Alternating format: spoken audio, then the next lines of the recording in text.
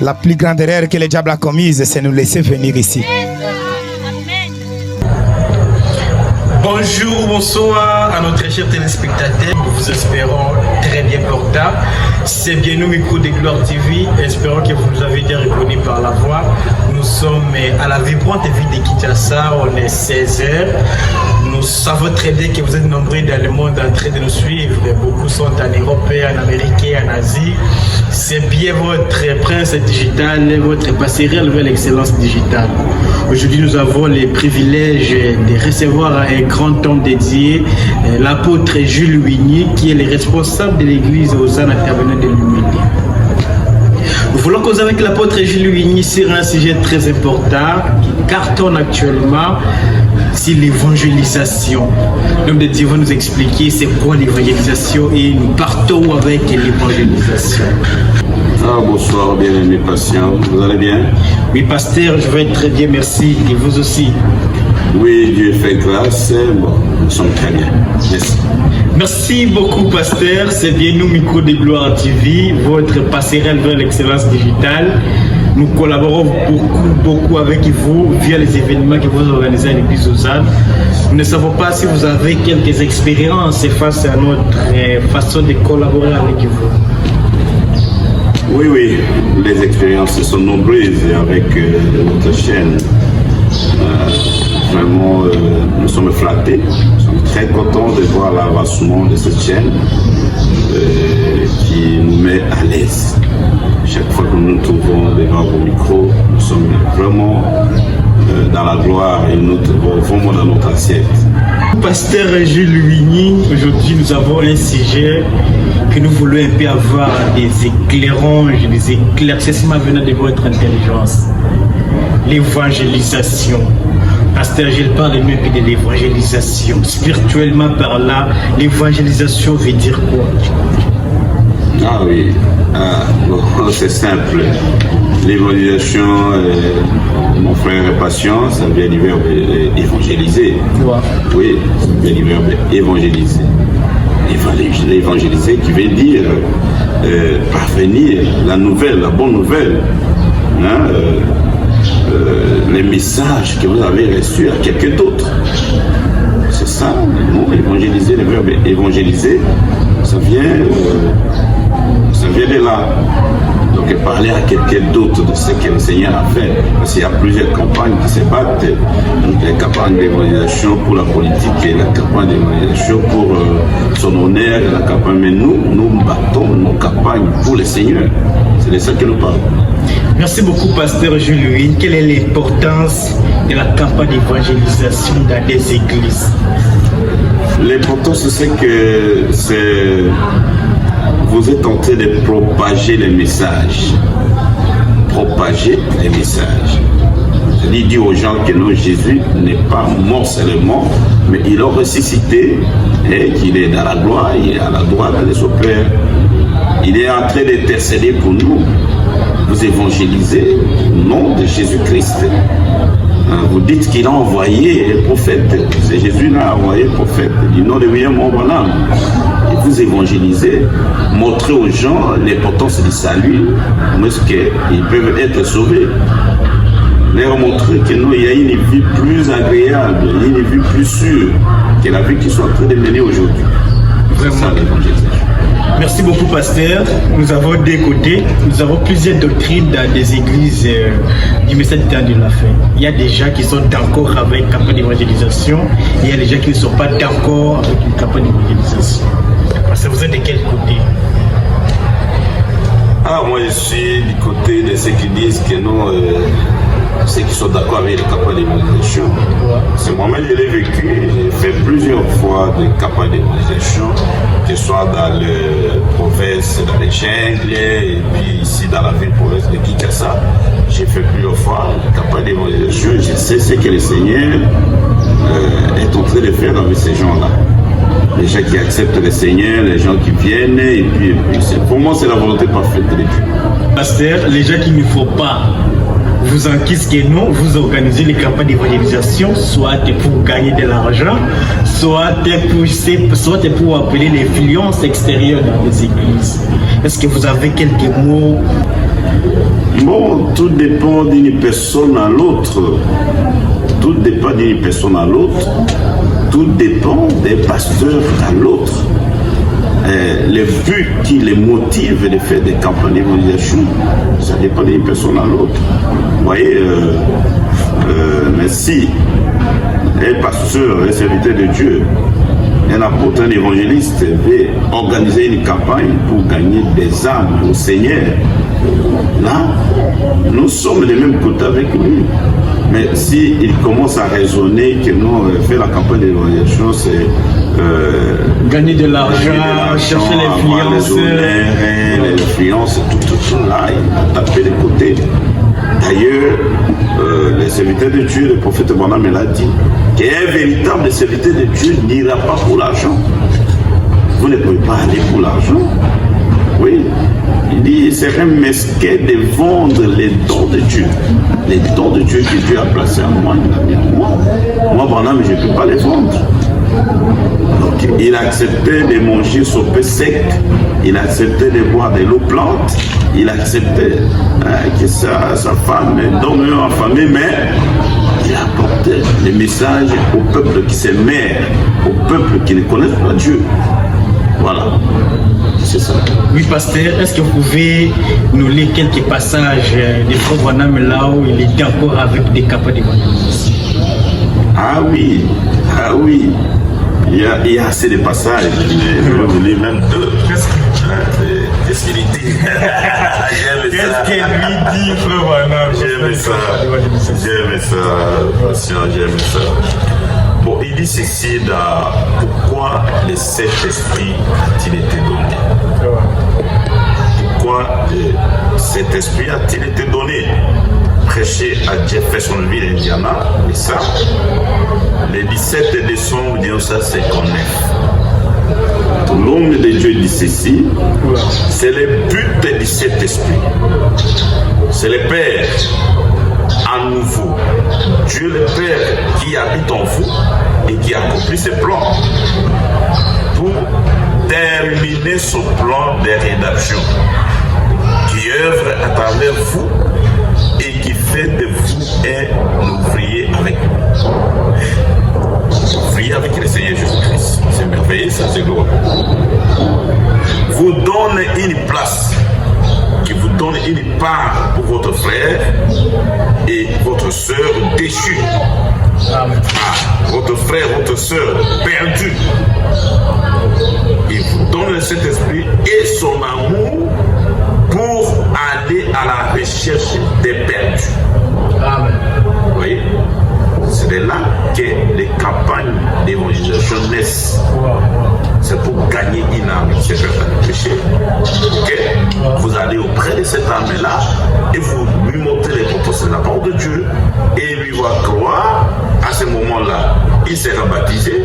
À ce moment-là, il va recevoir le Saint-Esprit et puis il sera candidat au royaume de Dieu. Voilà pourquoi nous battons les campagnes.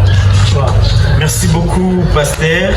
Passe un message aux chroniqueurs, aux jeunes ministres parfois qui parlent à mal via les serviteurs de Dieu qui organisent des campagnes en croyant que non, c'est la cherche des honneurs ou cherche de l'argent. Bon, un message aux chroniqueurs, c'est de pouvoir leur dire d'arrêter de faire les campagnes d'émigrement pour d'autres frères, d'arrêter de faire diminuer d'autres frères, d'autres soeurs, qui ont peut-être, parce qu'un frère aussi peut gagner une âme au Seigneur. Il peut gagner une âme et il l'amène au Seigneur. Il y a une soeur, un frère qui n'est pas pasteur, qui n'est pas serviteur de Dieu. Mais quand un serviteur de Dieu va dans les champs missionnaires et qu'il gagne une âme, il gagne des âmes. C'est notre camp qui gagne. Vraiment. C'est notre côté qui gagne. Au lieu d'applaudir, au lieu d'encourager, au lieu de féliciter, nous sommes là. On ne voit que les côtés négatifs de la chose. Okay? On est en train de dénigrer les gens, on est en train d'injurier même. Et puis, on ne voit que les erreurs que les frères ont commises. On ne voit que la faute qu'il a, peut-être qu'il s'est glissé là-dedans, au lieu d'encourager les frères. Maintenant que nous déplorons aux frères et aux sœurs qui ne voient que les erreurs. Au lieu de braquer les yeux sur ce que les frères ont fait, les bons qu'il a fait, du côté négatif, les côtés négatifs, on met les côtés et on prend les côtés positifs de la chose. Et puis ça on avance tout. Vraiment. Merci beaucoup, Pasteur Gilles.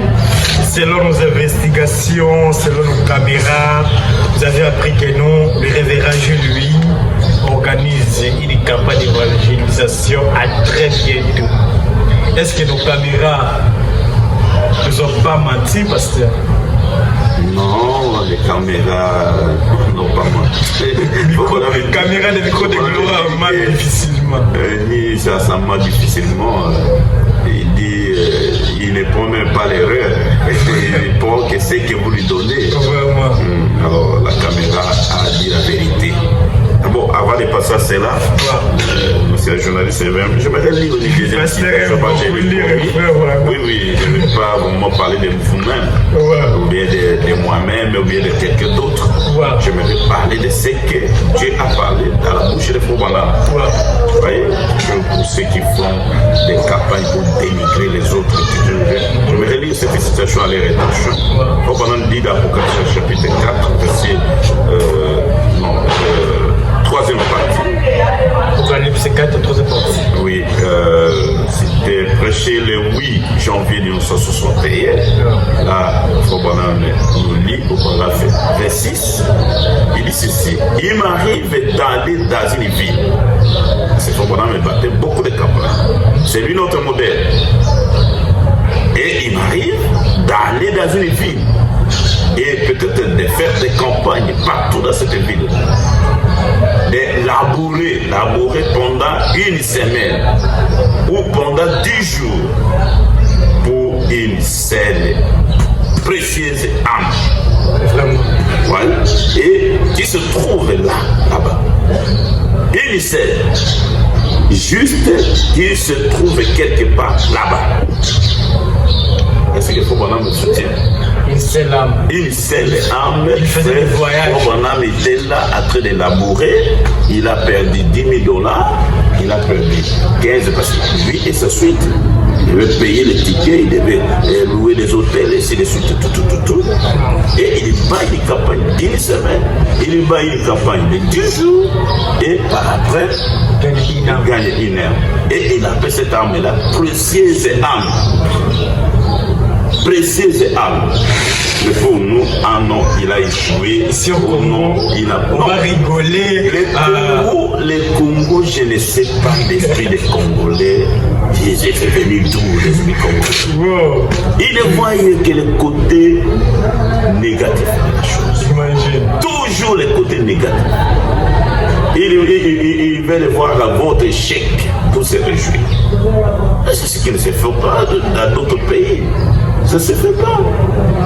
Dans d'autres pays, quand un frère organise une campagne, et un serviteur de Dieu organise une campagne d'évangélisation, pas seulement une campagne, une fête, comme je viens de marier ma fille ici. Sharon, vous allez. Salon les couples l'agneau. Oui. Là où il se trouve. Vous lancez des invitations aux serviteurs de Dieu, tout, et ils ne viennent même pas, tout ça. Bon, ces serviteurs de Dieu là attendent à quoi? Faites-vous ne venez pas, vous entendez les dés? Vous attendez quoi alors? Alors, ce sont des choses que nous devons combattre. Et puis, les mêmes personnes là, ils ne s'excusent même pas. Que non, j'ai reçu une invitation quand même d'honneur. On m'a invité pour aller quelque part et puis je ne suis pas parti. Alors, je m'excuse. Ils ne s'excusent même pas. L'esprit congolais, c'est un esprit vraiment qui est. Il a élu son domicile ici, dans notre pays. C'est un esprit qu'il faut combattre, chers journalistes. Il faut combattre cet esprit-là. Nous allons très loin. Un frère qui organise des compagnies d'évangélisation, au lieu d'aller soutenir ça, nous disons il n'est pas de notre camp, il n'est pas de notre équipe. On ne voit pas les choses claires. Avec lui, vraiment, des petites barrières dénominationnelles. Il en a ma condamnation. un esprit dénominationnel. Nous devons condamner ça. Et nous devons laisser l'esprit des groupes. L'esprit de Christ n'est pas, donc il n'est pas dans cet esprit-là. Oh, je suis juif, oh, je suis d'Apollo, moi je suis grec, ce n'est pas notre problème. Nous. Comment? Et c'est ton pasteur t'a-t-il sauvé? Est-ce que ton assiette t'a-t-il sauvé? Est-ce que l'autre là est-il mort à la croix pour toi?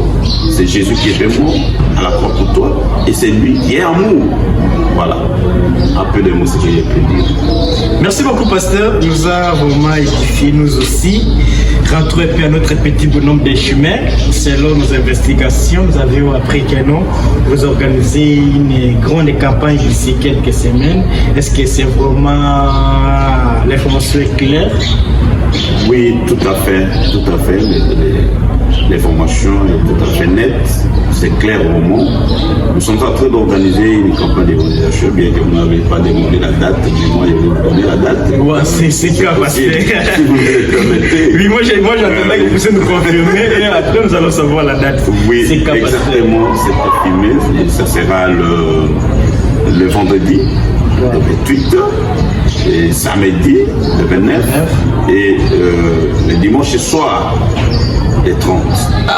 Comment vous avez choisi les 30 pour clôturer le mois de novembre? Mais on est conduit par le Saint-Esprit. Amen. On est conduit par le Saint-Esprit. Vous voyez que nous voulons achever l'année à merveille. Laissez-moi vous rappeler que nous, depuis que l'année a commencé ici, nous n'avons pas fait vraiment la campagne d'évangélisation, nous n'avons pas fait une action évangélique. On pouvait inviter d'autres frères, d'autres serviteurs de Dieu de venir s'exprimer, inviter et payer pour venir écouter la parole de Dieu. On ne l'a pas fait. Et maintenant, nous avons choisi ça pour que ça chevauche entre les 2 mois, entre le mois de novembre et le mois de décembre. Et qu'on termine la campagne entre le mois de décembre, ça sera un mois béni. Et Dieu va nous protéger via les attaques. Exactement. Vous allez prêcher sur quel sujet? Bon, le Seigneur nous a inspiré un très beau sujet, un merveilleux sujet, vraiment. Le sujet, c'est les Jéhovah des miracles. Jéhovah des miracles. Les Jéhovah des miracles. Peut-être vous pouvez me poser la question, mais pourquoi seulement les Jéhovah des miracles? Les Jéhovah des miracles, c'est comme Frère Branham l'a dit, la vie des croyants, la vie des chrétiens, c'est une vie remplie de miracles. Hein? Et lui fait ces choses d'une façon miraculeuse. Miraculeuse, oui. La façon dont nous parlons ici, c'est un miracle qui s'opère. Normalement. Quand vous marchez sur vos 2 pieds, vous vous posez la question, mais pourquoi je ne tombe pas? C'est un miracle qui a opéré. Hein? Pour quitter la maison, arriver ici, animer cette émission, tout ça, c'est un miracle que vous avez vécu pour arriver ici. Vous voyez? Alors, dans la vie des croyants, ils doivent vivre des miracles. Dieu lui-même s'appelle miraculeux. Alors c'est ce sujet-là que Dieu nous a inspiré et nous allons voir beaucoup déjà être délivrés. Regardez notre caméraman, il passe un message aux collègues pasteurs, aux frères du message du temps de l'affaire, aux païens, ceux qui pensent que Dieu ne les connaît pas, un message de motivation pour qu'ils viennent participer, bénéficier avec nous cette bénédiction qui sera partagée les jours. Merci beaucoup, monsieur le journaliste. Nous disons bienvenue à tous les serviteurs de Dieu. Nous disons bienvenue à toutes les personnes qui recevront un appel, une invitation quelque part. On lui dira, Hosanna Tabernacle est en train d'organiser la campagne d'évangélisation. Nous vous lançons un appel. Venez, nous sommes prêts pour vous recevoir. Serviteurs de Dieu, même si vous n'êtes pas appelés à venir prêcher, allez quand même écouter parce que dans 3 jours de la campagne plutôt, on ne saura pas inviter tout le monde pour prêcher. On sera appeler des serviteurs de Dieu, ils vont nous apporter la parole. Et quand ils vont nous apporter la parole, on sera dans la joie de voir que notre Dieu sera au rendez-vous. La campagne en question passera où? Oui, la campagne en question, ça passera au 7 de l'église aux Tabernacle. À l'esplanade de l'église aux Anges. Oui, nous sommes là. Il y en a qui seront dedans, il y en a qui seront dehors. Et nous allons organiser notre campagne là, l'esplanade de l'église. Et l'adresse de l'église l'adresse est située, donc vous êtes sur Poilou, hein, la grande route nationale Poilou. Vous arrivez là et il y a l'arrêt qu'on appelle Iveco ou bien garage Gécoco. D'autres appellent aussi morgue Gécoco. Ah, l'autre appelle ça. D'autres disaient morgue Gécoco. Oui, morgue Gécoco, jusqu'au jour. Bien qu'on a déplacé la morgue, mais le nom existe toujours. C'est là que nous sommes, donc vous dirigez là. Dès que vous traversez, vous descendez et vous voyez à face, il y a un passage qui passe vers 7e. Dès que vous traversez les rails, vous côté première, deuxième, troisième, cinquième maison et vous allez voir que non, il y a une église en ton noir et c'est là que nous nous trouvons. Et aussi, il y aura des véhicules, des motos, et oui. Le parking sera là, personne ne va avoir mal échappé. Non, il n'y a personne. Il y aura aussi des visibilités, il y aura des affiches, des pages, des enseignes qui vont vous indiquer que non, voilà l'église se trouve là. Il y a aussi d'autres serviteurs de Dieu qui seront là, peut-être le protocole, peut-être la sécurité, ils seront là et puis ils vont vous indiquer l'endroit. Merci beaucoup, pasteur. Nous vous promettons la présence de l'équipe Micro des Gloires TV. Nous serons aussi là. Ah.